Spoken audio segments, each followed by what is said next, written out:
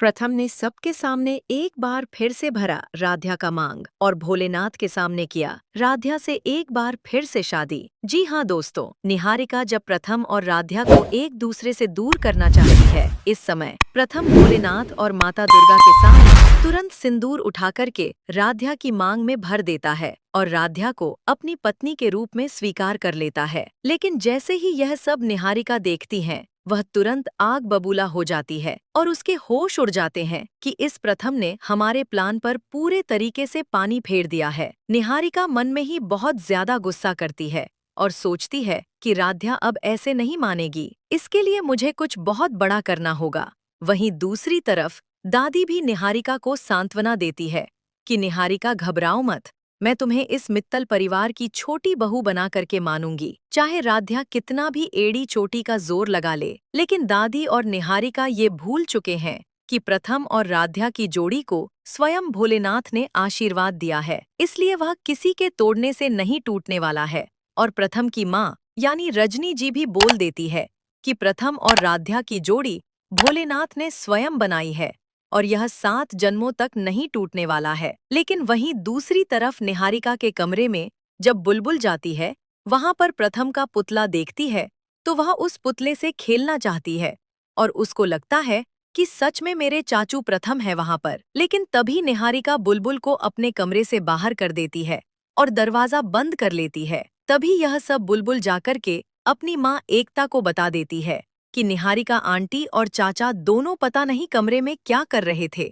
मैं जब उनके साथ खेलने के लिए गई तो निहारिका आंटी ने मुझे बाहर कर दिया और दरवाजा बंद कर लिया। यह सुनने के बाद राध्या और रजनी एकता सभी लोगों के होश उड़ जाते हैं और तुरंत रजनी निहारिका के कमरे की तरफ जाती है और जोर जोर से दरवाजे को पीटने लगती है और बोलने लगती है कि प्रथम अगर तुमने दरवाजा नहीं खोला तो मैं दरवाजे को तोड़ दूंगी। और निहारिका कमरे में होती है और वह दरवाजा जानबूझ करके नहीं खोलता है क्योंकि वह प्रथम के बने मोम के पुतले को छुपाना चाहती है। जैसे ही मित्तल परिवार के सदस्य निहारिका के कमरे को दरवाजा को तोड़ते हैं, निहारिका झूठ बोलने लगती है और बोल देती है कि मैं तो बाथरूम में थी और यहाँ पर प्रथम कहाँ है।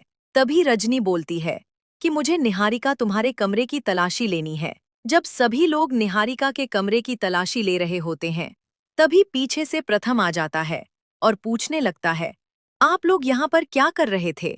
तभी रजनी प्रथम से पूछता है कि प्रथम तुम कहाँ पर चले गए थे। प्रथम बोलता है, मेरे घड़ी की बैटरी डाउन हो गई थी, मैं उसे रिपेयर करने के लिए गया हुआ था। यह सुनने के बाद मित्तल परिवार के सभी लोग खुश हो जाते हैं कि प्रथम और राध्या का रिश्ता बिल्कुल सुरक्षित है। प्रथम निहारिका के कमरे में नहीं था।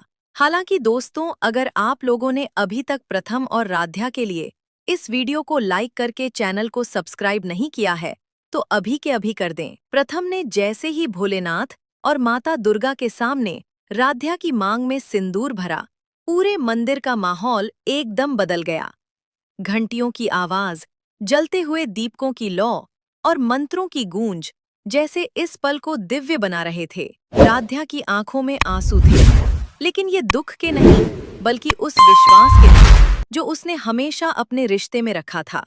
उसे यकीन था कि चाहे कितनी भी साजिशें क्यों न हो जाएं, उसका और प्रथम का साथ कोई नहीं तोड़ सकता। और आज वही विश्वास सच्चाई बनकर उसके सामने खड़ा था। प्रथम ने सबके सामने उसका हाथ थामते हुए कहा कि अब कोई ताकत उन्हें अलग नहीं कर सकती।